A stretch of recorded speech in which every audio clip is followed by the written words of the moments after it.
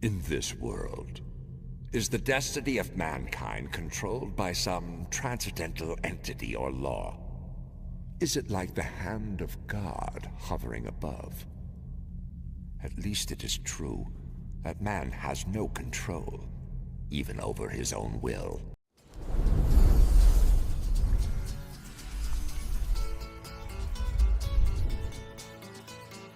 Hello, and welcome back to Mythos Musing. Today we're going to break down the rapid rise of one of the most brilliant, ambitious, and dangerous figures in fiction. We will dissect the story of a man who rose from poverty to a position of great power, a commander who ended a 100-year war, and a politician who was so skilled that he changed the established rules. This is the story of the man known for a short time as the Hawk of Light, General Griffith. For most who know the tale of Berserk, Griffith is the villain, the one responsible for an unspeakable tragedy. His name is known for a massive act of betrayal, but to understand him only by his final actions is to miss the most critical part of his story, his rise to power. Before the Eclipse, before the sacrifice, before he became a monster, Griffith was, to the entire Kingdom of Midland, a savior. He was the hero of his own story, a man whose ambition was so strong, it reshaped the world around him. To truly understand the man, one must look at the peak of his power as a human during the Golden Age. This is where a common-born man with nothing but a dream and a powerful will inspired a loyal following, outsmarted entire armies, and dismantled a kingdom's long-standing political structure from the inside out. This is the story of Griffith's effective and ruthless rise to power. Every great leader needs an effective tool. For Griffith, his ambition required a military force that could serve as an extension of his will. He forged this tool from the forgotten and discarded people of a war-torn world and called them the Band of the Hawk. This was not an average company of mercenaries fighting for a paycheck. Joining the Hawks meant joining a group that was centered entirely on Griffith's personality and goals. His method of recruitment was effective and manipulative. He didn't seek out the best warriors, he sought out the lost. He found disenfranchised outcasts, runaways from broken homes, and orphans of the endless war, people with no family, no future, and no purpose, and he gave them all three. He offered them something more valuable than money, a purpose and a dream. He learned their names, their faces, and their histories. He saw them as individuals, not as disposable swords, and in turn, they saw him as their savior. To figures like Casca, who was saved from a brutish nobleman, to Judo, a former circus performer with no roots, to Pippin, a man of few words and immense strength, and to the countless others, the Band of the Hawk became the only family they had ever known. Griffith was the firm leader of their group, a calm father figure who promised them a better future. This found family, however, was also the most sophisticated and effective fighting force on the continent. The Hawks were not an undisciplined mob. Under Griffith's command, they operated as a versatile military force using tactics that were advanced for the time. This effectiveness was built upon his own skill as a strategist. He was very talented on the battlefield, consistently outmaneuvered larger, more prestigious, and better equipped armies. He didn't play by the established rules of noble warfare. He used deception, psychological warfare, and the terrain itself as primary weapons. He could turn a seemingly suicidal charge into a brilliant flanking maneuver, or use a small diversion to lure an entire army into a death trap. He saw the battlefield as a chessboard, where all the pieces were his to command and he was always several moves ahead. The core of his force and his most powerful weapon was Guts, the captain of the Raiders. This weapon was not recruited, but claimed. Griffith first saw Guts' raw potential after the lone mercenary defeated the feared champion Bazuso. Intrigued by this display of pure, untamed power, Griffith confronted him. He didn't offer gold or glory, but a wager centered on a duel. If Guts won, he was free to go. If Griffith won, Guts would belong to him. With a single, impossibly swift strike that Guts couldn't even comprehend, Griffith defeated the overconfident warrior and declared, "You are mine." This act of domination was foundational to their relationship. Griffith didn't just gain a soldier, he acquired an asset, a tool he could now direct. From that moment on, he expertly deployed Guts as a human shock trooper, a one-man army sent directly into the enemy's heart. When a fortified gate needed to be smashed, a defensive line broken, or an enemy commander needed to be removed, he sent Guts. He was the tip of the spear, a powerful fighter who could single-handedly shatter the morale of an entire legion and turn the tide of a hopeless battle. Griffith knew exactly how and when to unleash this force for maximum impact. Guts was the answer to any problem that could not be solved by strategy alone. Finally, there was discipline and adaptability of the Hawks themselves. Unlike the stiff, honor-bound knights of the Midland army, who were constrained by tradition, the Hawks were fluid. They could function as heavy cavalry one day, as scouts and infiltrators the next, and as disciplined infantry the day after. They were a special forces unit in a world that had only known direct assaults. This versatility made them unpredictable and lethally effective, able to respond to any threat and execute Griffith's complex strategies to perfection. This band of outcasts, led by a charismatic leader and spearheaded by a powerful warrior, was the perfect tool. With it, Griffith would make his name in history.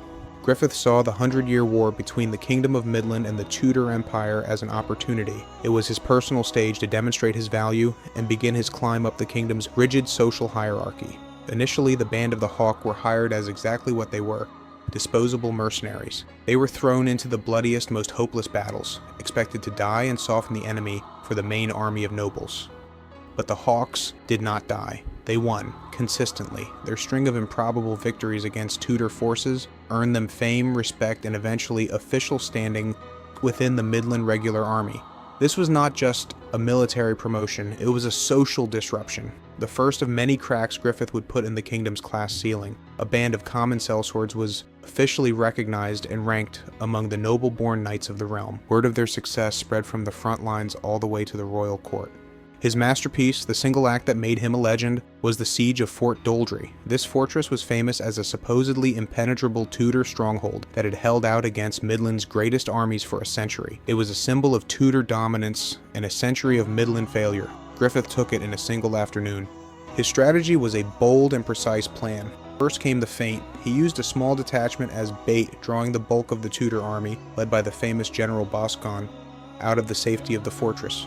The Tudor nobility, arrogant and overconfident after 100 years of victory at this very spot, couldn't resist the chance to publicly crush the upstart commoner. Griffith counted on their pride, and he was right. While the main Tudor force was occupied, Griffith executed the infiltration. He led a small, elite unit along a treacherous, forgotten cliffside path that led to an unguarded section of the fort. While Tudor's army was distracted by the decoy, Griffith's best soldiers slipped into their impenetrable fortress like ghosts, spreading chaos from within. Finally, with the fort in disarray from the inside and the Tudor army confused without, he delivered the decapitation strike. His duel with General Boscawen wasn't just a fight, it was a symbolic defeat of the old way of fighting.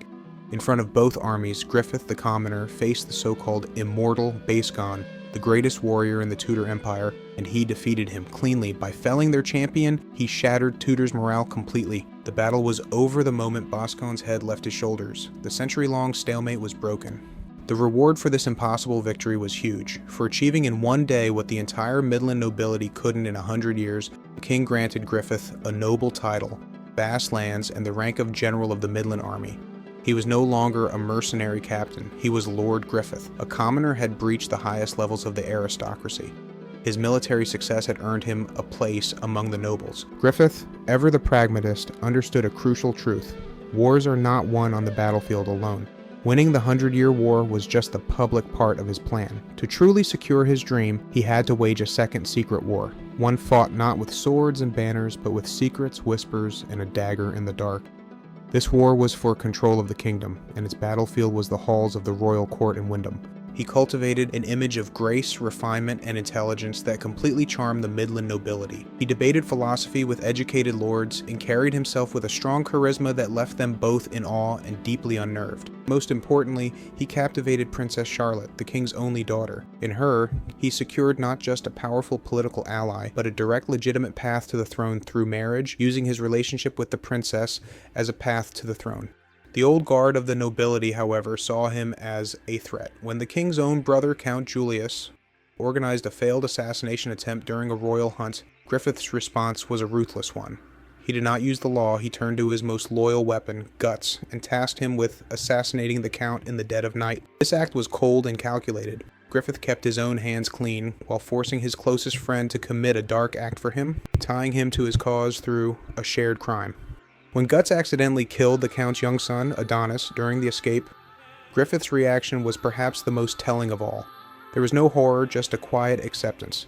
The death of a child was a regrettable but ultimately acceptable price to pay for the security of his dream. This was the moment it became clear there was no line he wouldn't cross. His most complex plot, however, was his masterpiece of conspiracy.